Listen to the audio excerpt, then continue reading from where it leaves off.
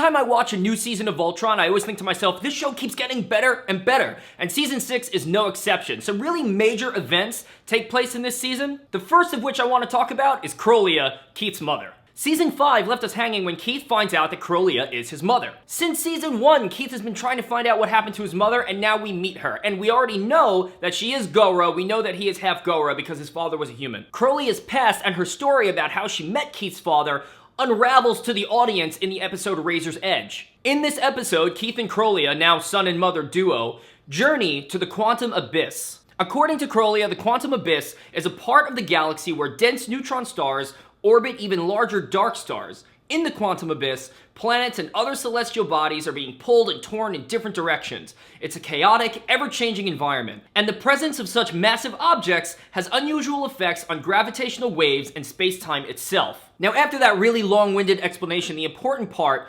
is during their mission to get through the Quantum Abyss, 2 years pass. But again, space and time is different in the Quantum Abyss, so therefore 2 years pass for Krolia and Keith, but not for everybody else. I think the writers tried to make this very clear because it could be confusing once when Keith actually says it's been 2 years since they started their mission, once they're finally going through the Quantum Abyss, and again, when they make it out of the Quantum Abyss and they meet up with Team Voltron, Lance says that Keith looks bigger. Now, when it comes to the animation, I mean, Keith looks pretty much the same. I don't think he really looks any bigger, but I guess to Lance, he looks bigger, and maybe Lance notices those types of things. Now, the reason I brought this up first is not really because of Krolia and her story, why she felt like she had to leave Keith, what happened with his father. It's really about Keith himself. A few seasons ago, after Shiro had disappeared, Keith was tasked with piloting the Black Lion. And while he was leading, he didn't feel like he was ready, and he was making a lot of not really great leadership decisions.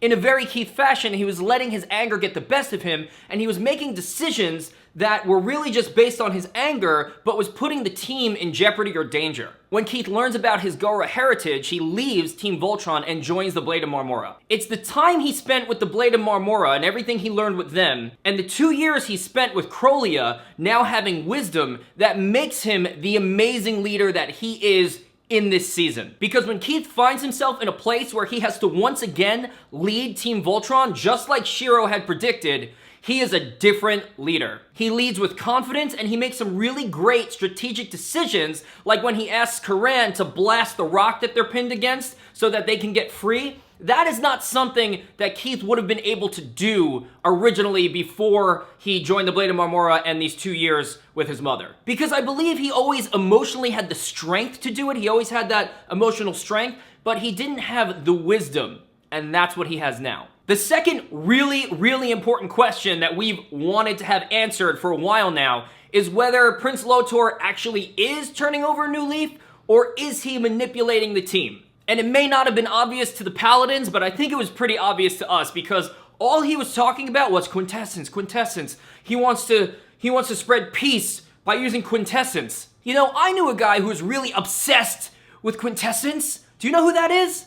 Zarkon. That is all Zarkon wanted. That was everything to him. So I'm very surprised that Princess Allura allowed Lotor to manipulate her like that. And I know it has a lot to do with the fact that she trusted Shiro also, and Shiro was, we all know what was going on with him if you've watched the previous seasons, but, you know, she was putting her trust in one of her teammates who was trusting Lotor. And as we know now, it might have also been the fact that Prince Lotor is somewhat of a charmer. The two of them end up sharing a romantic kiss after they've left the quintessence field. But now that we've met Rommel, and she told us the story of what Prince Lotor did to all of the Alteans who survived the destruction of their planet by farming and harvesting their quintessence, we know that Lotor was manipulating Team Voltron. And that was a pretty sick, sadistic episode if you really think about it.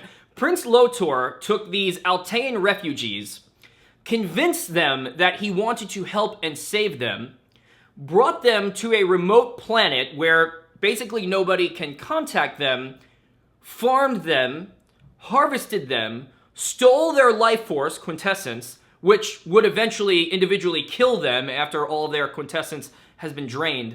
And when Lotor is finally confronted about this by the entire team of Paladins, he tries to give this answer in defense, which is very much a Thanos type of answer, where he explains that he was sacrificing a small amount of innocent Alteans to save millions. And my reaction to that was the same reaction that I had to Thanos. It's like, yes, we wouldn't like you to do what you're doing, but part of me, like, kind of understands, but you still shouldn't do it that way. Now, the last and final super large event that took place in Season 6 is the battle between Shiro and Keith. And I'm gonna try very hard not to become emotional while talking about this one. It is not very common for me to become emotional while watching television or movies.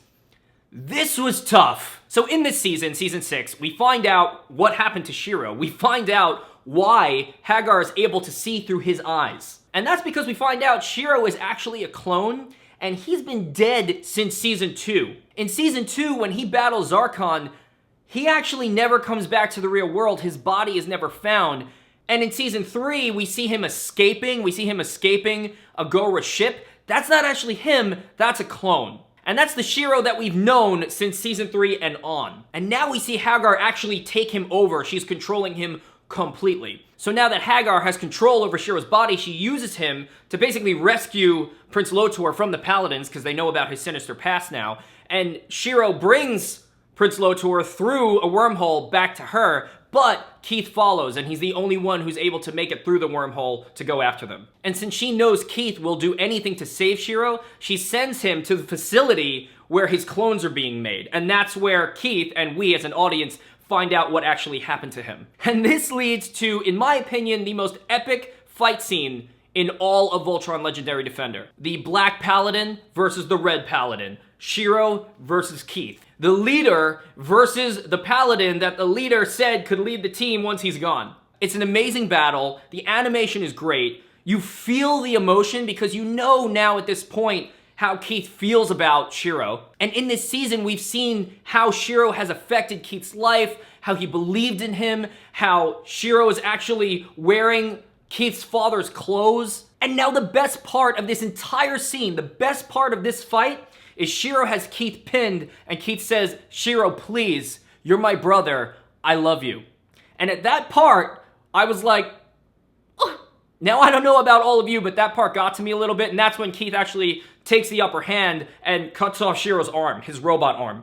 Keith then saves this amputee Shiro because the entire facility is being destroyed, and brings him back to the Voltron team, where Princess Allura performs kind of like an Avatar type of ceremony, where she takes Shiro that exists in a different plane of existence, where he actually is, and brings him to the clone. And for some reason, I don't know why, maybe we'll find out why, but the clone's hair goes from having a little bit in the front to now he has all white hair. And I think we're supposed to go under the impression that this is now Shiro, this is the real one. Now, one of the interesting parts of this season that is different than most of the other seasons, if not all of the other seasons to my understanding, is that this season ends with a happy ending. All of the other seasons have a cliffhanger. This one ends, they've gotten Shiro back, so they have the whole team together. I mean, yes, the castle was destroyed, but they have to go back to Earth, so Pidge is gonna see her father. I mean, it actually has a happy ending. So thank you everybody for listening to my opinions on Voltron Season 6. Please let me know what you thought was important in this season. Let me know if I missed anything, because I might have.